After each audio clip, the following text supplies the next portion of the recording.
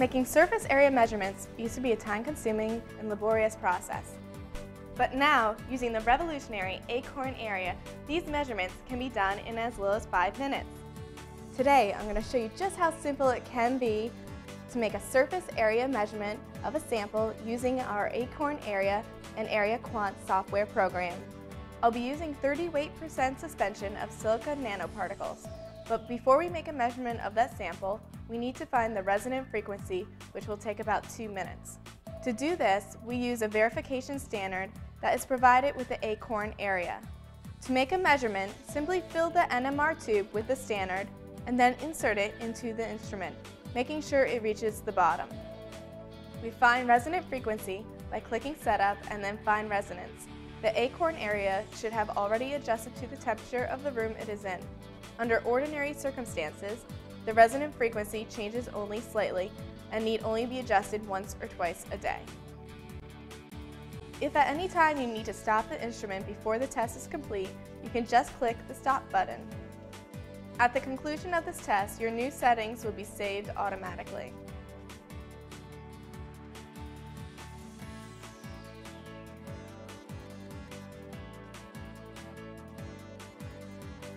If you are simply repeating a measurement on a sample that you have run before, you can click on File, open Recent Data File, select the appropriate data file, enter the new sample name, and start the experiment. All the relevant sample and test parameters will be loaded automatically. Note that if you include a dash and 4 digits at the end of the data file name, the software will auto-enumerate the data files, saving you the effort of explicitly renaming each experiment. To perform a surface area measurement on a new sample, you should first configure the software. You have 2 options, area by T1 or area by T2. The choice depends upon sample characteristics such as concentration. The T1 measurement takes a little longer than T2. Today we will demonstrate a T2 experiment. First, select Area by T2 from the pull-down menu and enter the volume ratio of particles to liquid. If you don't know the volume ratio, you can press F4 and enter the particle and liquid density and the sample weight fraction, and the software will calculate it for you.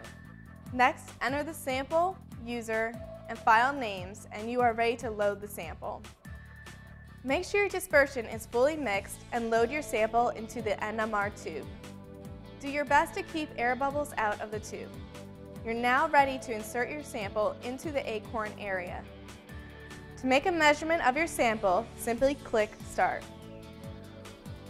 The default test parameters are usually adequate for most samples.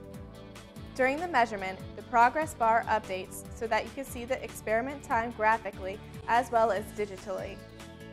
The data files are in XML spreadsheet format and can be opened directly in spreadsheet applications like Microsoft Excel and OpenOffice Calc without modification.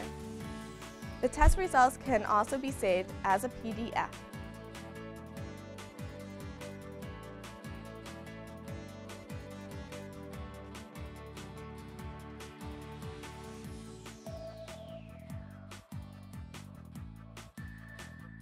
Graphical test results can be copied to the clipboard or saved as a JPEG file.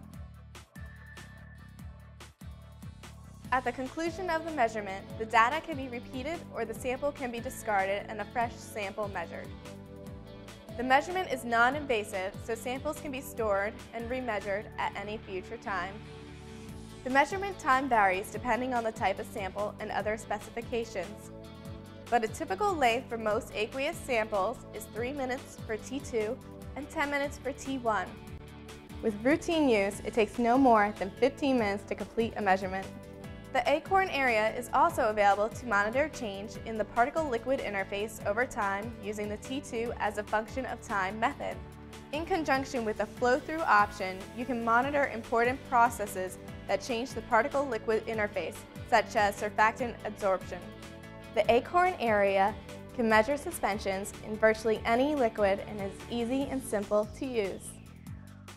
To find out more about the incredible cost-performance benefits that the Acorn Area provides, to purchase your own, or to arrange for a demo, contact Xigo Nanotools today.